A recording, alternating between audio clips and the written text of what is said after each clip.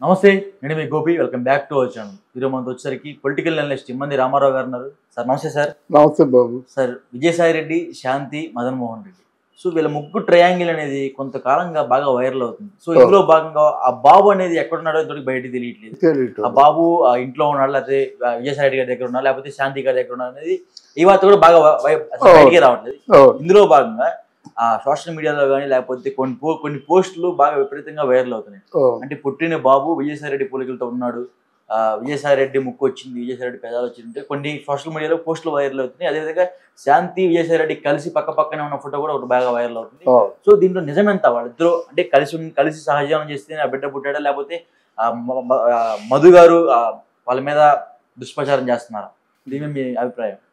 ఇక్కడ నిజాలు ఉన్నట్టయితే విజయసాయి రెడ్డి గారికి ఉన్న పరపతికి ఎప్పుడో మూయించేసేవాడు.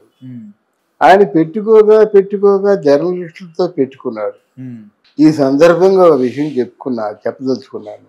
అంటే జర్నలిస్టు అరే ఒరే వాడు వీడు ఇంకేదో ఇలా పిచ్చి కూతలు కుయ్యవలసినటువంటి కుసంస్కారాన్ని ముందుగా విజయసాయి రెడ్డి మానుకోవాలి. ఎందుకంటే తన ఏదో ఇంకా సింహబలుడు అనుకుంటున్నాడు, చచ్చిన పాము అనుకోవటం లేదు. ఆయన చచ్చిన పాము మాట్లాడకూడదు. ఆ పార్టీ అంతా ఆయన చేతిలో పెట్టినప్పుడు, ఆ సజ్జల చేతిలో పెట్టినప్పుడు ఏ ముఖం పెట్టుకొని నువ్వు మాట్లాడతావయ్యా? అందులో నువ్వు ఈరోజు జగన్మోహన్ రెడ్డితో నీవే తప్ప ఇతఃపరం పెరుగా సంరక్షింపు భద్రాత్మక అని ఏనుగు మొసలి పట్టుకుంటే ఆ లాస్ట్ పద్యం మాట అది. ఇంకా దీని తర్వాత నువ్వు తప్ప ఇంకెవరు రక్షించలేరని చెప్పేసి పద్ధతుల్లో జగన్మోహన్ రెడ్డి గారికి అప్పీల్ చేసేంత వరకు వచ్చింది. అంటే నీ వాదనలో నిజం ఉంటే ఇంకొకళ్ళు అప్పీల్ చేయవలసిన అవసరం లేదు. ఎన్ని పరిణామాలు చూసినప్పటికి కూడా అంతిమ తీర్పు ఎప్పుడు సత్యానికే ఉంటుంది. అప్పటికి ఏదో ఆధారాలు దొరుకుతాయన్నమాట. లేకపోతే సత్యమేవ జైతే అనే మాట ఇన్ని యుగాలుగా వస్తుందంటే ఎప్పుడో చెరిగిపోయేది సత్యం జయించకపోతే. కోర్టులు ఎందుకు, న్యాయస్థానాలు ఎందుకు, ధర్మమూర్తులు ఎందుకు, ఎన్ని తాళ వేసుకుని కూర్చోవచ్చు. అంటే ఇంకోటి సార్, ఆంధ్రాలో ప్రెస్ మీట్ పెట్టడానికి విజయసాయి రెడ్డి భయపడి ఢిల్లీకి వెళ్ళి ప్రెస్ మీట్ పెట్టాడంట, నిజమేంత? ఢిల్లీకి వెళ్ళి ప్రెస్ మీట్లు పెడతారండి. అంటే జర్నలిస్టులు గట్టిగా అడుగుతారని ఇక్కడ ప్రెస్ మీట్ పెట్టలేదు, ఢిల్లీ వెళ్ళి ప్రెస్ మీట్ పెట్టాడు. అవునండి, తనకేదో స్నేహితులు అని ఈయన అనుకుంటున్న వ్యక్తులు తాలూకు అండ దొరుకుతుందేమో అనే ఒక చిన్న ఆశతో పెట్టుంటాడు. కానీ రాజకీయాల్లో ఆ గెలుపు గుర్రాలే చూస్తారు, వాళ్లతోనే చేయి కలుపుతారు. ఎంత ప్రాణమిత్రులైనా ఆ ప్రాంగణంలో పరాయి వాడితోని పనికిమాలిన వాడితో చేయి కలపరు. ఈయనేదో ఒక ఆశపడి వెళ్ళి ఢిల్లీలో ధర్నా చేస్తున్నాడు. అలాగే జగన్మోహన్ రెడ్డి కూడా వెళ్ళి ఢిల్లీలో ధర్నా చేస్తా అన్నాడు, రాష్ట్రపతి పరిపాలన విధించమని. వినేవాళ్ళు మనబోటి వాళ్ళు వీళ్ళకి ఏమైనా పిచ్చి పట్టిందా అనుకుంటారు. సహజం కదా, ఢిల్లీలో రోజుకి ఎన్నో ధర్నాలు జరుగుతుంటాయి, అందులో ఇదొకటి. తర్వాత నువ్వు ఓడిపోయావు, ఓటమికి కారణాలు చెప్పుకో. మన జగన్మోహన్ రెడ్డి కొన్నది ఏంటంటే ఆ రాజ్యసభ సీట్లు కొన్ని ఉన్నాయి, అది ఏదైనా పనికి వస్తుందేమన్న ఆలోచనతో వాళ్ళు చూస్తున్నారు. అది లేనప్పుడు వెంటనే అరెస్ట్ అయిపోతాడు. ఈయన కేసుని ప్రపంచవ్యాప్తంగా చెప్పుకోవడానికి మెయిన్ ఆంగ్ల మాధ్యమాల్లో రావడానికి దోహదం చేసే విధంగా ఢిల్లీలో ప్రెస్ మీట్ పెట్టాడు. కానీ ఢిల్లీలో ప్రెస్ మీట్ పెడితే ఏమవుతుంది? ఆధారాలన్నీ ఎక్కడున్నాయి? స్వయాన మొగుడే చెప్తున్నాడు, ఎక్కడ చరిత్రలో జరగదు. నా భార్యకి ఇంకోటి కడుపు చేశాడు, ఆయనే కడుపు చేశాడు, ఆయనే ముమ్మాటికి కడుపు చేశాడని చెప్తుంటే వాళ్ళిద్దరికి విడాకులు అయిపోయినాడు, శాంతికి మదన్ మోహన్ రెడ్డికి. లేదు, విడాకులు అవ్వలేదని అంటున్నాడు కదా. విడాకులు మా సాంప్రదాయంలో ఇప్పుడు తలాక్ అంటే ముస్లింల్లో ఎలాగైతే విడాకులు అయిపోయిందని పరిగణిస్తారో మా తాలూకు ఆ జాతిలో ట్రైబల్లో ఏదో సంప్రదాయాలు ఉన్నాయి, అలా ఎప్పుడో అయిపోయిందని చెప్పినప్పుడు కన్ఫర్మేషన్ తీసుకోవాలి కదా ఈయన దగ్గర నుంచి. కన్ఫర్మేషన్ ఆవిడ తీసుకోకపోయినా, ఆవిడ దగ్గర నుంచి కన్ఫర్మేషన్ ఈయన తీసుకోకపోయినా అది కొనసాగుతున్నట్టే లెక్క. ఇదేంటంటే ఇక శాంతి జీవితాన్ని గురించి కొంచెం వెనక్కి వెళ్ళి ఆలోచిస్తే ఆవిడ ఓన్లీ అసిస్టెంట్ కమిషనర్ గా ఉంది. కానీ కమిషనర్ కంటే ఎక్కువగా తోటి అంటే ఉద్యోగుల్ని చాలా ఎరేజ్ చేసేది, ఆ చిత్రహింసలు చేసేది, ఇంత గుప్పిడి ఇసుక తీసుకొచ్చి ఆ ఫైల్ మీద కొట్టింది. ఇట్లాంటివన్నీ మనం వీడియోలో చూస్తున్నాం. ఎవరో చెప్పిన మాటలు వినడం కాదు. ఆవిడ ఎంత యారగెంట్గా బిహేవ్ చేసిందంటే వీడియోలో చూస్తున్నమాట. తోటి పని వాళ్ళందరినీ కూడా అంటే ఆల్మోస్ట్ చాలా పురుగుల్లా చూసింది మాట. తర్వాత శాంతి జీవితంలో ఉన్నది ఏంటంటే డబ్బు అంటే ఒక పిచ్చిలాగా ఉంది. ఇప్పుడు అసిస్టెంట్ కమిషనర్గా ఉన్న వ్యక్తులు ఎవరైనా ఒక విల్లాతో సరిపెట్టుకుంటారు. ఆ విల్లాకి చేసినప్పుడు జీవితాంతం అలా ఉంటాయి.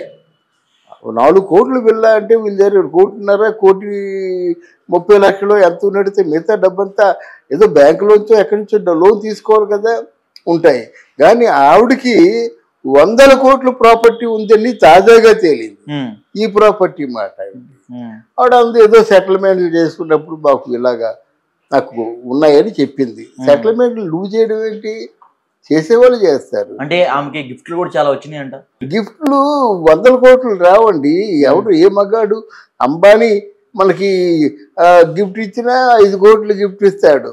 అంటే అది ఎలా చెప్తున్నామంటే ఇటీవల ప్రవాసం వెళ్ళినట్టయితే ఒక 5 కోట్లు గిఫ్ట్ ఆఫర్ చేశాడు. ఆయన చెప్పాడు అన్నమాట. ఆయన చెప్పాడు, రామ్ చరణ్ కూడా చెప్పాడు, మాకు ఇచ్చే గిఫ్ట్లతో పేదవాళ్ళకి ఏదో దానం చేయండి అని చెప్పారు. అది అంతకంటే ఎక్కువ 100 కోట్ల గిఫ్ట్ ఇవ్వడు కదా. జీవితాంతం అంబానీని ఆనుకొని ఆయన ఆలంబనగా ఉన్న వ్యక్తికే 75 కోట్లు ఇచ్చాడు. అర్థమైందా? అంటే గిఫ్ట్లు అంటే అలాగ ఉంటాయి. ఒక ఫ్లాట్ ఇచ్చేసాడు, 75 కోట్లు విలువ చేసే ఫ్లాట్. మరి ఇక్కడ 100 కోట్లు ఆవిడ ఇచ్చారు గిఫ్ట్లు. ఇప్పుడు అంత గిఫ్ట్ ఇచ్చారంటే ఈవిడ ఎంత అవినీతి చేసి ఉండాలి. ఏదో మొత్తం అవి చేసి ఉండాలి కదా, లేదా గిఫ్ట్లు రా కదా. ఆవిడ మీద అవినీతి కేసులు ఒకటి ఉన్నాయి. ఈయన విజయసాయి రెడ్డితో చాలా క్లోజ్గా ఉన్నటువంటి ఫోటోగ్రాఫ్స్ ఉన్నాయి. వాళ్ళిద్దరూ దేవాలయానికి వెళ్ళిన ఫోటోగ్రాఫ్స్ ఇటీవల పబ్లిష్ చేశారు. అలాగే ఆ పుట్టిన బాబుకి వేడుక చేసిన దగ్గర విజయసాయి రెడ్డి ఉన్నాడు, ఆవిడ ఉంది. మెల్లో బంగారపు చైన్ కూడా ఇచ్చాడని వాళ్ళే ఒప్పుకున్నారు. ఇన్ని ఆధారాలు దొరికిన తర్వాత ఇంకా ఆవిడ ఎలాంటిదంటే ఒక ప్రముఖ ఎడిటరో జర్నలిస్టో ప్రశ్నిస్తుంటే ఆ జర్నలిస్టులకు ధీటుగా సమాధానం చెప్పేటువంటి తెలివితేటలున్న వ్యక్తి, అంత చతురత ఉంది.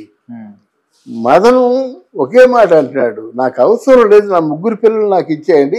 అంటే ఆ పిల్లల్ని కూడా తన పిల్లలని అనుకోవడం చాలా అది అప్రిషియేట్ చేయవలసిన విషయం అన్నమాట. 2 కూతుర్లే నా కూతురు అనుకోవటం లేదు. 3వ పుట్టాడు కదా, మరి నాకే అంటున్నారు కదా, ఇచ్చిమంటున్నాడు అన్నమాట. అక్కడ లిటిగేషన్ ఏంటంటే ఇచ్చిమంటే బిడ్డని ఇవ్వదు. 2 కూతుర్లకి ఈ మదన్ అనేవాడు తండ్రి కాదనేటువంటి స్థితికి వెళ్ళిపోయింది ఆవిడ. 2 కూతుర్లను నాకు పుట్టలేదు, వాడికి పుట్టలేదు అని చెప్పింది. దిక్కుందని చెప్పుకోమని చెప్పింది. ఇలాంటి పరిస్థితుల్లో ఇప్పుడు ఆయన ఒకటే మాట అన్నాడు, DNA చేయించవయ్యా, నీ భయం ఎందుకు అని అంటున్నాడు. అంటే ఆ విజయసాయి రెడ్డి ఏం చేస్తున్నాడు, DNA కూడా అబ్జర్వ్ చేయలేని విధంగా ఇంజెక్షన్స్ తీసుకుంటున్నాడు. ఒకవేళ విజయసాయి రెడ్డికి DNA చేయించినప్పుడు కూడా విజయసాయి రెడ్డి ఆ బాబు తాలూకు DNAకి ఎక్కడ పోలికలు లేకుండా జాగ్రత్త పడుతున్నాడు. నువ్వే తప్పు చేయనప్పుడు ఇంత బాధ నీకెందుకు? ఆ కుర్చీ మీద కూర్చొని కుక్కలు ఏ పేలుకొని అనే పద్ధతిలో ఉంటాడు. ఇప్పుడు ఆయన భయం ఏంటంటే ఆడికి కూతుర్లు ఉన్నారు కానీ కొడుకులు లేరు. ఒకడు కొడుకుని కందామని ఆశ కలిగింది. అప్పుడు ఆనాడు లక్ష్మీపార్వతికి ఎలాగైతే ఆశ కలిగి కొడుకుని కనాలని, వీడికి కూడా మా కూతురు ఉన్నారు కదా, ఒక కొడుకుని కందామన్న ఆశ ఉంది. ఆశ ఉంటే ఇప్పుడు ఎక్కడున్నాడు కొడుకు ఎవరికి తెలియదు, ఎవరు కనిపెట్టలేకపోతున్నారు. ఇటువంటి పరిస్థితుల్లో విజయసాయి రెడ్డి ఇంకా మీడియాతో ఫైట్ చేస్తూ, ఇంకా జర్నలిస్టుల్ని కారు కూతలు కూస్తూ ఉండడం ఎంతవరకు సమంజసం? 6 100 100 6 అయినప్పుడు కూడా తప్పు ఒప్పుకుంటే అక్కడితో పోతుంది. ఇప్పుడు ఇక్కడి నుంచి ఢిల్లీ వెళ్ళేది కదా, ఢిల్లీ నుంచి ఇంకా సుప్రీంకోర్టుకి వెళ్తుంది. ఇవన్నీ ఆయనకి అవసరమా అని ఒకసారి ఆత్మ పరిశీలన చేసుకోవాల్సిన అవసరం ఉంది. Okay sir, thank you.